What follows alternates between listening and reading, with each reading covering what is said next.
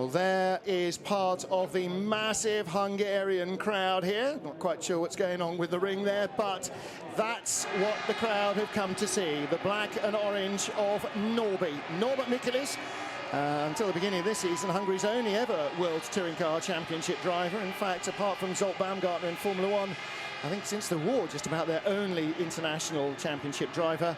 And he really is the talisman for the crowd. I mean, the Hungarian flags, you can see Matt Neal, but the black and orange is very evident there as well. They only have eyes for you, Norby. You know what this reminds me of? It reminds me back to Mansell-Mania, the 1992 British Grand Prix. That's the only other point in Britain. I mean, you get Lewis and Jensen, they don't have this sort of...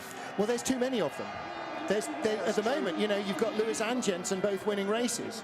And, you know, when it was Nige, it was Nige. Plus, it was a British team with Williams, you know, and all of that. And then all the dramas of nearly winning in '86 and so on. You know, he was still the focal point of British media. With Mansell, the crowd felt the pain. Yeah. And they won with him. Yeah. And that was the thing, which these days wow. They've got tremendous support. But and that's what you get with these guys. They're all chanting now and everything. It's unbelievable. Think back to Norby last year, almost won race 1, almost had a chance in race 2. Massive accident, wrecked the front of the car. The race was over in the first corner.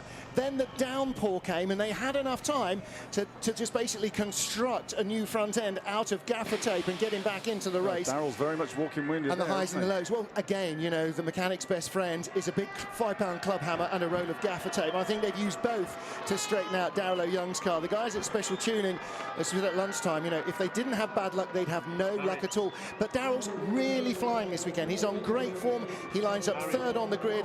He's got the new Orica-built Seat engine in that Seat Leon. And actually, he's really starting to get to grips with the car, really enjoying it. Don't forget, last year he raced in a Chevy, so it's a very different proposition. And he's also racing four-wheel drive and rear-wheel drive sports cars every weekend. So this is the first time all year he's driven the same car twice in a row, and that might have a big factor as well. He was very unlucky in race 1. He had a fabulous start. I mean, he was 4th or 5th going into turn 1 and then just got tagged from behind, so that put him out. But he's starting in a similar place on the grid for race 2 with the reverse grid, so third place he's got a fighting chance. You know, where's he alongside Michelis? Yeah, he's in front of Norbert, but he's alongside Thiago Monteiro. Pepe Oriola is second on the grid, and our pole man is Franz Ensler. Remember the last time he started on pole? It was in Oschersleben, Germany last year. He got wrecked on the last lap of the race. They worked against time in 15 minutes to fit a new radiator, new bumper, and get the car sorted out. Got him on the grid, and he went and won his first ever World Touring Car victory. And that, for a 50-year-old man, was a massively emotional moment. Cars heading off on the formation lap now around the Hungaroring. There's Gabriele Tarquini. And he had a really good start in race 1 as well.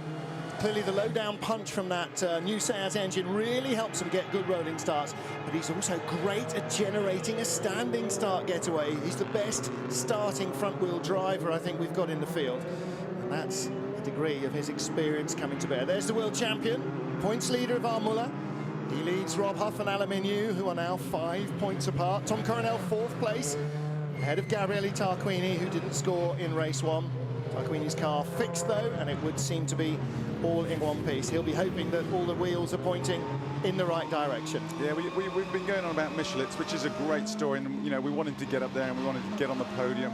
But the real story in this race is going to be rows 3 and 4. It's going to be with the Chevrolets and Tarquini. That is where the sparks are going to fly. They're going to be quicker than the cars in front, and it's how they're going to get through. It's horrendously hard to pass around here. So whoever's in the lead of that group is going to be getting held up by slow traffic while they're attacking the back of him. And it's going to be very intense and very high pressure for all of them. Both Menu and Huffy know it's that they have to pull points back on Muller this time. Muller took the first win, actually, and you know, it's going to be vitally important for them to try and get some points back on him. Looking at the Yokohama Trophy as well, Darrell O'Young has basically just got a long string of zeros. His biggest point score, race 2 in Slovakia, he scored a whole 6 points. Beyond that, it's been 2, 1-1. He's having a dreadful season. He got 10 out of 10 for visiting gravel tracks, though, didn't he, in that one? Fully comprehensively. Which he challenged you about. Traps. Yeah, he did. But he's got a real good opportunity to score strongly here if he can survive the first corner carnage. And actually, he's far enough up the grid, starting in third position. He might well do. And I would just love to see for him and for John Boardman's special tuning team a really good result. Of course, Pepe Oriola and Franz Engstler are currently first and fourth in the Yokohama Independent Trophy. Third in the standings is Norbert Mikulis. Jokes about, you'd like to see any of that leading 4 or 5 have a great result, because this is the problem with the 20-minute races, is we need 40 minutes just to get through half the stories. Well, yeah, like Montero, he's had horrendous luck in the recent rounds, and he's a good pilot, good car, and he's begging for a good result. So Pepe Oriola's dad. Pepe's dad has promised to give up smoking when Pepe wins a race. Bit of pressure there. Bit of pressure on the 17-year-old. Get some patches. But I tell you, yeah, in the end, it's gonna, if and when he wins a race, and I think he's got the talent to do so, he just hasn't quite had it yet. If he wins a race, then Pepe's dad is going to be the one under pressure. There is just some of the adoring fan club for Norbert Mikulis. 20 minutes, 19 laps of this track. Let's see what the Hungaroring will produce here.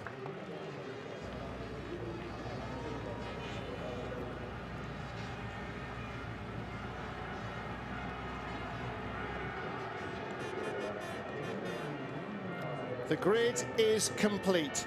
12 laps of the Hungaroring stand between us and the end of round 10 of the FIA World Touring Car Championship. Holman Frank Slenstra is on the right.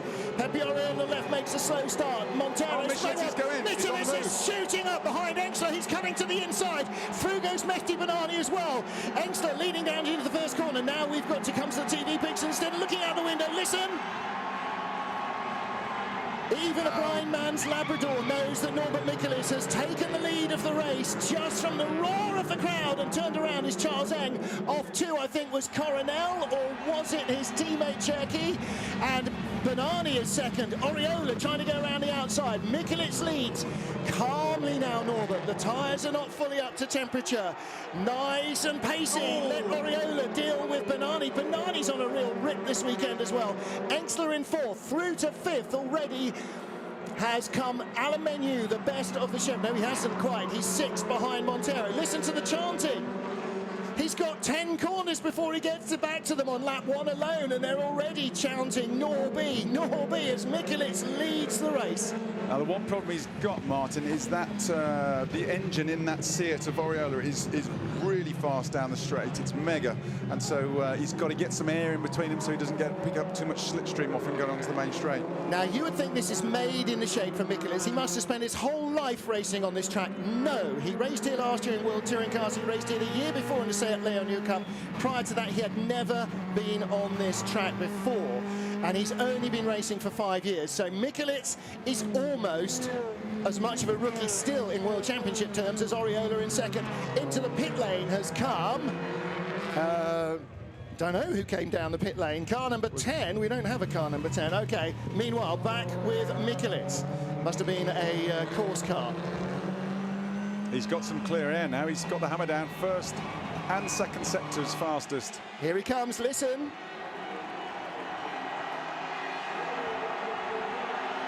The crowd are going bananas.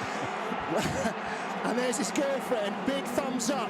Fastest race lap, 2 minutes 2.8. Muller as well. Yes, I don't know how he's done that. And here comes Montero down the inside of Engstler. Menu comes, Tarquini, and Muller's back inside Huff. And Darrell Young survived lap 1, but he's dropped down the order. He's only in 8th position from 3rd on the grid.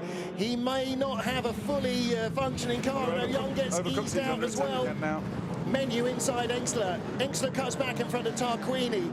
So Menu is now up to 5th position, and Thiago is up to 4th. Daste as well, the man who didn't score any points at the top of the Yokohama Trophy in race 1. He's just on the fringes of the top 10. Wow, fascinating stuff. Alex McDowell with James Nash and then Tom Chilton right behind him. And that is 12th, 13th, 14th. So good getaway from Chilton, coming up from 19th, I think, on the grid. And Daste with O'Young. These are both Yokohama independent drivers. Darrell for that too long. just gets into the chicane in front of Darrell McDowell. held himself out too long there, and now he's compromised and had to give another position, 2 positions away. Doors wide open. Through went James Nash like a terrier after a rabbit, didn't he? You know, and Darrell got hung out to dry there. Nash is drifting out wide. Can he get it back on? Yes, he can. Too much racing going on already. Oriola and Banani, fastest 2 cars in second sector, as Darrell comes back by James Nash. And Engstler at the moment is 6th. Menu's 6th at the moment. He's needs to make a break that's all from changed. That was at the beginning of the lap. The other trio Look at this. of the 2 Chevys and Ford and Ford. Tarquini. Chilton around the outside of Nash. And Di Sabatino on the outside of McDowell, on the inside of McDowell, and all in front of Coronel. And Duda Carlo is there as well. Oh, it wasn't McDowell, he's gone. It was Tom Coronel's car I saw the roof of. Oh, Pasquale weaves off the grass right behind Duda, and through comes Coronel. Coronel making a leisurely start for him. He's barely into the top 20. Fastest lap of the race off Michelitz that time round. 56.7, which is 7/10 clear of anybody at the minute. He's got the hammer down. Wheel to wheel. Tomo's off. Fantastic racing, and Tomo has parked in, and that's a real shame. That is a real shame for James Thompson. They had engine problems earlier on, and it looks as though they might have reappeared. Meanwhile, here come the Chevys. That's Engstler in front. Oh, yeah. Huffy. Yeah, see, Engstler's doing all right until he has to get on the brakes and the Chevy doesn't. And Huff knows he can point it up the inside, get it stopped, get it turned vitally. God, Huffy had to make a marginal move then, and he just moved over from Muller behind him. Yeah. I think like he was in shock. Well, you know, actually there's a couple of drivers have been saying, stop pulling it out of the way of the blue cars, because they will get penalised if they punt you off. But you can understand Engstler's pressure. He didn't score in race 1. He's in the top 4 of the Yokohama Trophy. He doesn't care who wins outright. He only actually cares how many points he scores in the Yokohama Trophy. And allowing all the Chevys through is neither, it doesn't make any difference to him. It's neither here nor there. But it does mean for everybody else that the Chevys are pretty much getting a free pass past any independent. And that's not a good thing, because they start to get used to that, and then when it doesn't happen, they start to get rough. Yeah, but they're not going to do it for the leading independent at the moment, Martin, because Michelitz has got the hammer down, and every sector he's just inching out a 10th each time. The other good thing is the shadow that was over the track earlier on has moved away. Look in the distance, lots of blue. Okay, a bit of grey, but lots of blue. 2.3 ahead of Oriola. Banani, fastest first sector on the last lap. He's in 3rd place. Thiago Montero in 4th place ahead of Alain Menu. And what the Chevy drivers, and especially here now Menu and Huff, who've got Muller behind him, what they can't afford is a 0. Menu can't risk going off trying to get by on a marginal move on Montero. Yeah, but he can't afford just to pick up 2 more points than Ivan.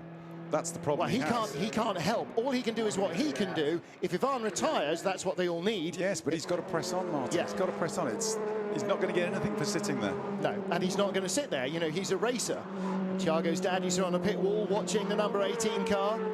As opposed to Huffy, now his problem is he's got Tarquini in front of him, and who's one of the behind, hardest racers there is, and he's got Muller right to snap at his heels should he make the tiniest error. Yeah, Huffy really is between a rock and a hard place, because Tarquini defends better than I think almost anybody else in the field, and Muller attacks without mercy if he sees the opportunity. And again, Banani, he was on the podium as the Yokohama Trophy winner in race 1, 4th overall. He's 3rd at the moment. And do you know what? None of the Chevys are showing much more pace than any of the cars in front. Last lap, Tarquini 57.6, Huff and Muller 57.7.